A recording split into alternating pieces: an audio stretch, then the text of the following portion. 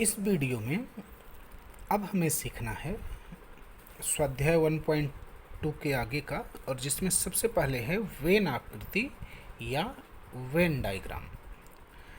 यहाँ पर एक वैज्ञानिक हैं, तर्कशास्त्र और संभाव्यता विषयों को गणितीय रूप देने का कार्य सर्वप्रथम जॉन वेन ने किया था।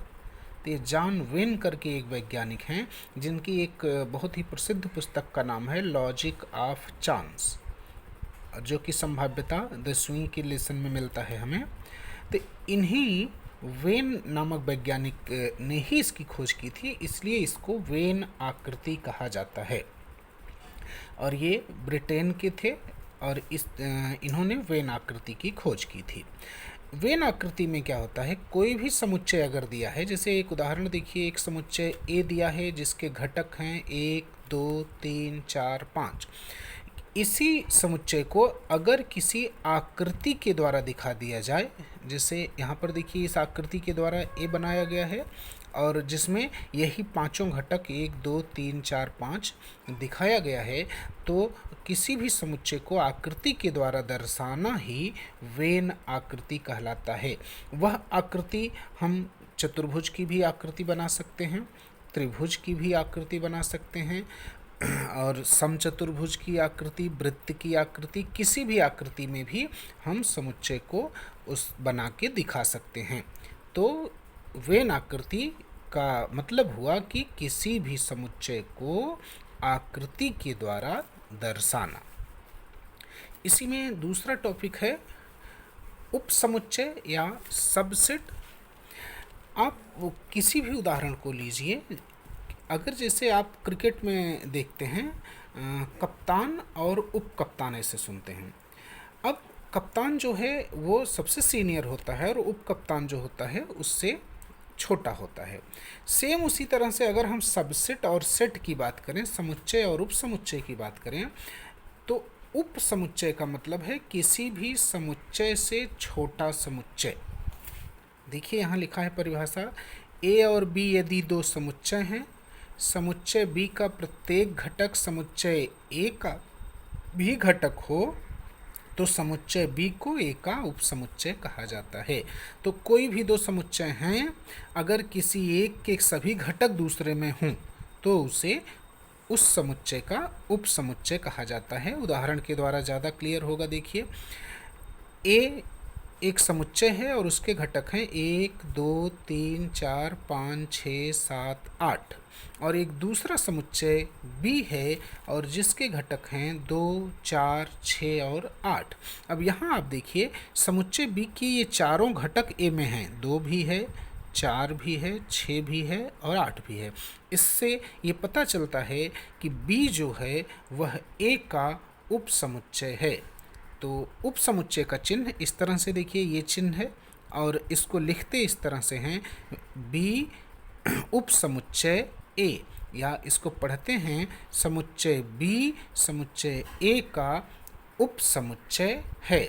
तो इसको आप ऐसे भी समझ सकते हैं कि उपसमुच्चय जो है वो समुच्चय से छोटा समुच्चय होता है। कभी कभी ऐसा है कि अगर उसके बराबर भी घटक हो जाते हैं तो भी वह उसका उपसमुच्चय कहा जाता है। जैसे अगर कोई समुच्चय बी रहा होता, उसमें ये सभी घटक रहे होते, तो भी हम कह सकते हैं कि बी जो है वह ए का उपसमुच्चय है। तो उपसमुच्चय यहाँ भी देखिए आकृति से भी इन्हीं बी और ए को दिखाया गया है कि पूरे ए के अंदर बी है, ए बड़ा है और ए में ए सब घटक हैं और बी जो है उसी के अंदर है। इसका मतलब बी जो है वह ए का उपसमुच्चय है। एक और उदाहरण यहाँ दिया हुआ है, कक्षा के विद्यार्थियों का समुच्चय और उसी कक्षा के साइकिल चलाने वाले विद्यार्थियों का समुच्चय। अब यहाँ देखिए, पहले तो कक्षा के विद्यार्थियों का समुच्चय ये बड़ा है और उसी में से कुछ बच्चे हैं जो साइकिल चलाते हैं। तो अगर हम इसको वेन आकृति से दिखाएं तो पहले तो ये बड़ी आकृति सभी कक्षा के विद्यार्थी हो गए और उसके अंदर जो दूसरी आकृति बनाएंगे वो होगा कक्षा के साइकिल चलाने वाले विद्यार्थियों का समुच्चय।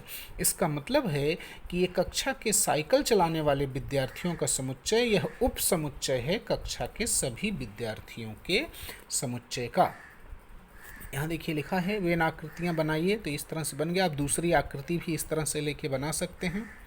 नीचे कुछ फलों का एक समुच्चय दिया गया है, अमरूद, संतरा, आम, कटहल, चीकू, जामुन, सीताफल, पपीता, करौंदा।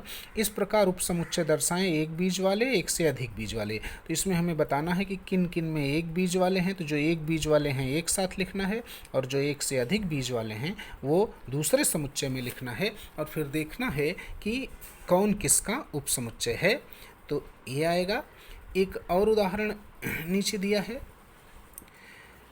n प्राकृतिक संख्या, i पूर्णांक संख्या। अब अगर इन दोनों में भी देखिए तो n क्या होता है, 1 2 3 4 5 6 7 इस तरह से डॉट डॉट, और जो पूर्णांक होता है वो होता है माइनस से लेके प्लस तक। मतलब ये सब संख्या पूर्णांक संख्या में भी आती है। इसका मतलब है कि यह प्राकृतिक संख्या जो होती है वो पूर्णांक संख्या की उप समुच्चय होती है। n उप समुच्चय i, n सबसेट i, इस तरह से हम इसको भी समझ सकते हैं। ऐसे बहुत से प्रकार के प्रश्न हैं। यहाँ भी देखिए प्रश्न दिया है, तो इसको भी हम समझ लेंगे किस तरह से है। यहाँ देखिए लिखा है, ध्यान से में रखें, प्रत्येक समुच्चय स्वयं का उपसमुच्चय होता है। ये तो क्योंकि प्रत्येक के घटक उसमें पूरा पूरा मिलेगा, इसलिए जो कोई भी समुच्चय होता है वो खुद का भी उपसमुच्चय होता है। और रिक्त समुच्चय प्रत्येक समुच्चय का उपसमुच्चय होता है। ये भी ध्यान, रिक्त मतलब खाली, खाली मतलब उसमें कुछ नहीं है, तो वो क्या होगा, सबका उपसमुच्चय होगा। और फिर है, यदि a और b दो बराबर हैं तो इसका मतलब है कि a जो है b का उपसमुच्चय है और b जो है a का उपसमुच्चय है। और लास्ट में दिया है, उसी का उल्टा दिया है कि यदि a b का उपसमुच्चय है और b a का समुच्चय है, इसका मतलब है कि a बराबर b। तो ये तीसरा और चौथा एक दूसरे के विलोम हैं, और उससे तो ये 4 पॉइंट जो हैं ये ध्यान में रखने की चीज़ें हैं। यहाँ भी ऐसे दिया है कि a बराबर 1 3 4 7 8, इसके सभी उपसमुच्चय लिखिए। अब यहाँ उपसमुच्चय का मतलब कि बहुत सारे लिखे जा सकते हैं, यहाँ पे 4 ही लिखा हुआ है, लेकिन आप किसी भी तरह से इसमें 10 15 20 कितने भी हो सकते हैं वो समुच्चय लिख सकते हैं। क्यों? क्योंकि अगर आप अकेला 1 लिखिए तो भी इसका उपसमुच्चय होगा, अकेला 7 लिख दीजिए तो भी उसका उपसमुच्चय होगा, केवल 7 और 8 लिख दीजिए तो भी इस ए का उपसमुच्चय होगा। तो इस प्रकार से इसके बहुत सारे उपसमुच्चय होंगे।